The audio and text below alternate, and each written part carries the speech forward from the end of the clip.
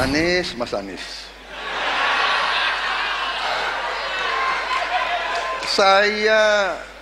Saya berpendapat Mas Anies ini agak berlebihan. Mas Anies mengeluh tentang demokrasi ini dan itu dan ini. Mas Anies dipilih jadi gubernur DKI menghadapi pemerintah yang berkuasa. Saya yang mengusung Bapak.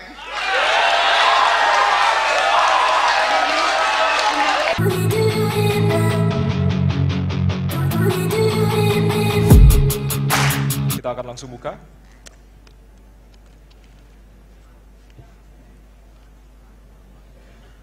Salah satu pilar penting demokrasi adalah partai politik. Namun, kepercayaan publik terhadap partai politik di Indonesia selalu rendah. Pertanyaan, apa kebijakan yang akan Anda lakukan untuk melakukan pembenahan tata kelola partai politik? Waktu untuk menjawab, 2 menit, dimulai dari sekarang. Saya rasa lebih dari sekedar partai politik. Rakyat tidak percaya kepada proses demokrasi yang sekarang terjadi. Itu jauh lebih luas dari sekedar partai politik. Ketika kita bicara demokrasi, minimal ada 3. Minimal 3 nih. 1 adalah adanya kebebasan berbicara. Yang kedua, adanya oposisi yang bebas untuk mengkritik pemerintah dan menjadi penyeimbang pemerintah. Yang ketiga, adanya proses pemilu, proses pilpres yang netral, yang transparan, jujur, adil. 3. Dan kalau kita saksikan akhir-akhir ini, 2 ini mengalami problem. Kita menyaksikan bagaimana kebebasan berbicara menurun, termasuk mengkritik partai politik. Dan angka demokrasi kita menurun, indeks demokrasi kita.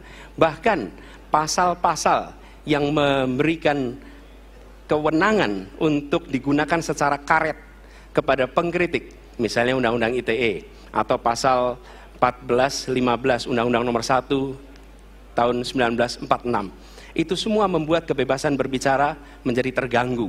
Yang kedua, oposisi, kita saksikan minim sekali adanya oposisi selama ini. Dan sekarang ujiannya adalah besok. Bisakah pemilu diselenggarakan dengan netralitas, dengan adil, dengan jujur? Ini ujian ketiga. Jadi, persoalan demokrasi kita lebih luas dari segala persoalan kepada partai politik. Nah, bagaimana untuk partai politik sendiri? Partai politik perlu mengembalikan kepercayaan. Tapi di sini ada peran negara. Menurut saya salah satu masalah yang mendasar, partai politik ini memerlukan biaya. Dan biaya politik selama ini tidak pernah diperhatikan di dalam proses politik.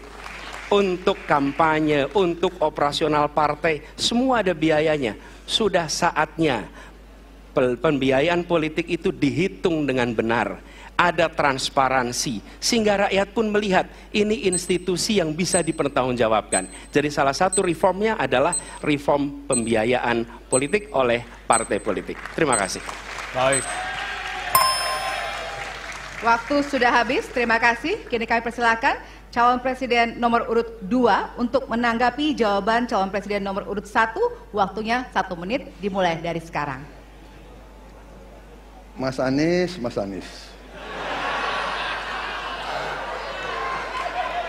Saya berpendapat Mas Anies ini agak berlebihan.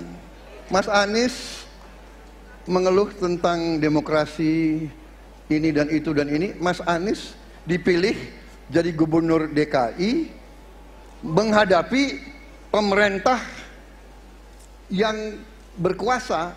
Saya yang mengusung Bapak.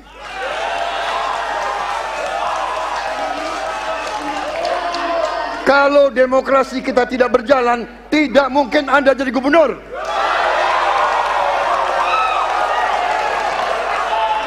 Kalau Jokowi diktator, Anda tidak mungkin jadi gubernur. Saya waktu itu oposisi, Mas Anies.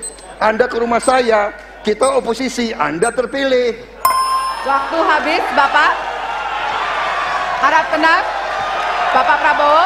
Baik, para pendukung, kami mohon untuk tenang, para pendukung. Para pendukung, Baik. harap tenang. Kita